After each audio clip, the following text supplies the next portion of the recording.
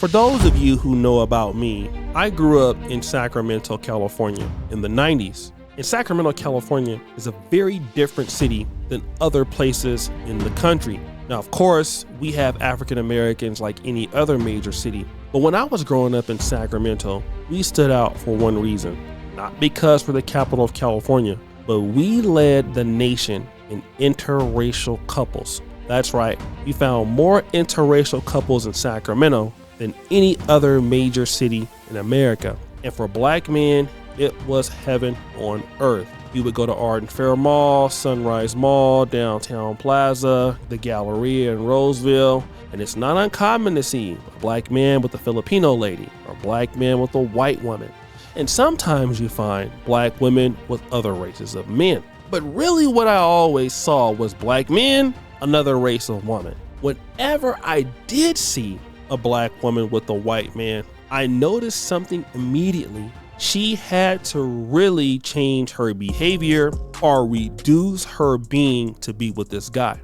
What do I mean when I say that? When the black man was with the white girl, he was still himself. He didn't have to reduce himself to a lot of self-deprecating humor to get the woman's attention. The woman appreciated him just as he was. Now, I'm not saying this is always true for black women, but I did notice at times that if black women wanted to get with white men, they had to do something very stereotypical or had to do something racist in order to get this man's attention. Now, I talked about this particular incident a few months ago when Tariq Nasheed posted this video on his Instagram of this lady here. I was still in high school. I was so desperate for male validation and attention. I used to have a thing with this boy and he used to call me the N-word and I just let him.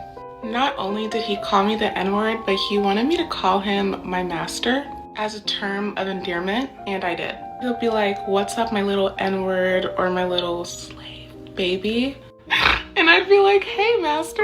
Unsurprisingly, it turned out he never liked me and I was just an inside joke between his friends. That's right. A lot of brothers could not believe that this was actually going down, but it's true. I've seen so many elements of black women that have done this just in order to get the attention of a white man. But this next thing is even shocking. There's a lady who is super thick. Booty clapping sounds. And she's going viral for making some very interesting statements with her so-called white zaddy boyfriend. I will warn you, this is shocking. Let's play the clip. I'm a black woman that dates white men. Of course, everybody thinks he's my sugar daddy. I'm a white man who dates black women. Of course, dudes be screaming at me, "I know you ain't hearing that right." I'm a black woman who dates white men.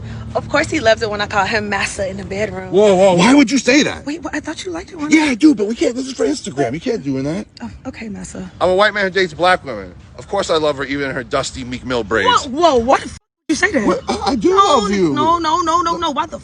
Because you got the braids. I love you with the braids. No, everybody thinks this is my real hair. Baby, no one thinks that's real hair. No, they call me Dominican all the time. I'm a black woman that dates white men. Of course, he can't season food for shit. And his mama ugly as f***.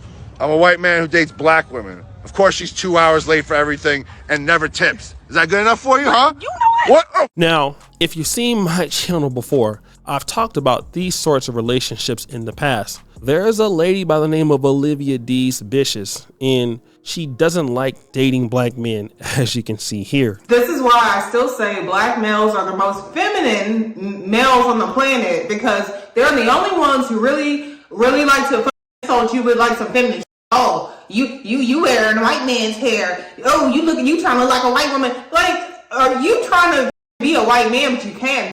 That's really what the problem is. And you're jealous that black women can wear wigs and weaves, look pretty, they can beautify themselves, get other races of men, okay? But she's always getting rejected by white men like this. Today is different though. Today he's seeing his friends. He has a lot of friends and they're going drinking. And I even jokingly said, "Hey, why don't you send me some tipsy drunk texts while you're out?" He's like, "Oh, I definitely will." And this was like at 11:30 this morning, and I haven't heard from him, y'all. It's about 3 o'clock now, bitch. It's been 4 hours, and it's making me angry because I know I know how I used to be when I would drink. I remember back when I was a drunk. The person who was on my mind the most, I would drunkenly text. So I'm not on your mind, it feels like, okay? And I know I have BPD, I know I have bipolar, I know I have all these issues, and I get that I have issues, and I'm probably spiraling for no goddamn reason. And maybe he will text me this evening or something, but it makes me feel like, I don't know, I just hate feeling like I'm neglected, almost. Even though I have not been with him that long, it just still feels like neglect.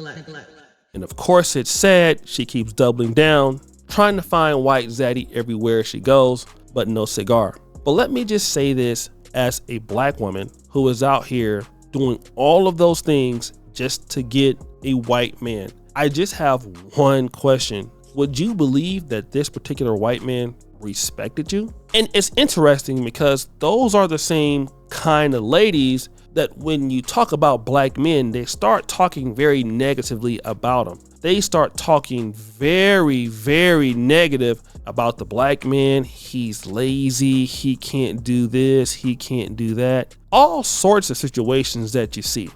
But see, what we're not talking about is once you go to somebody else's community and you start talking down on your own people like that, and you start reducing yourself to that level of worth, well, you know what? They start treating you like that. And I'll give you a good example of who's about to find that out. Candace Owens. Rewind! Now, we already know that Candace Owens loves taking her shots at Black America. This clip is shocking. It's a broken culture, it's a broken society, and hip hop is hurting things. But I also want to talk to you about something I've realized, even if Black Americans are aware and know their history, right? And you can get Black conservatives who understand the history much more, who understand, the ills of the left and what the left has done. But still in that regard, they bring to the conservative side the same bad habits that I was hoping Black conservatives would be abandoning. And what I'm talking about, number one, is conflict resolution. Black Americans do not know how to resolve basic conflicts. Everything has to turn into a fight. I hate you forever. You got to draw lines. It's like you're this gang or that gang. And you still see it happening in politics. Oh yeah, that's right. Candace Owens will go in front of anybody that's white and talk about the problems that black people have. But if you've noticed that Candace Owens is doing all of her interviews in podcast rounds right now with black media. She's went to Joe Budden. She's went to The Breakfast Club, although they're owned by whites. And then there's a rumor that she'll be stopping by Club Shay Shay, which is all black owned. What does that mean? That Candace Owens, who got her Negro wake-up call from the Daily Wire, once they figure out that they don't need you anymore, then you're gone. And Candace Owens will be cut off from white media forever now. You'll never see her on Fox News.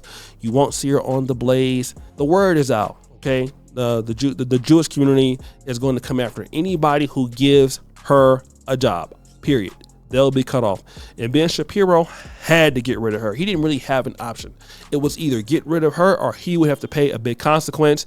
And that consequence wasn't worth losing whatever he had built in the Jewish community. And this is the same thing that this lady who's out here doing this for this white guy, she doesn't understand what's going to happen to her. And really, you're not going to get any respect. All right? You're out there doing self-deprecating humor for a guy. And I'm going to be honest, if you've seen this guy, if that was a black guy that had those same equivalent looks, we all know that that black man would have never gotten any attention. We all know that. We know that that is true. It is completely 1,000% true.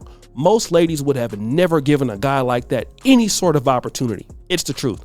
But because the guy is Caucasian, okay, well, let's go ahead and do it. And I'm here in Africa, and I can tell you all the time, I see chicks all the time that they're with dudes that's like 70 years old or whatever. You hardly ever see them with 70-year-old black dudes, but they be out there holding hands with them. Why?